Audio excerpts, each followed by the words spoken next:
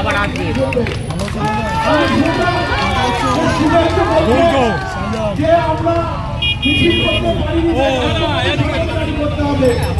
শুভেন্দু বাড়িতে একটা পোষা বিড়াল আছে আর একটা ইঁদুর আছে, ওই পোষা বিড়াল আর ইঁদুরটা যদি কোনদিন করে যায় তাহলে ওদের রাষ্ট্রপতি শাসন জারি করতে হবে।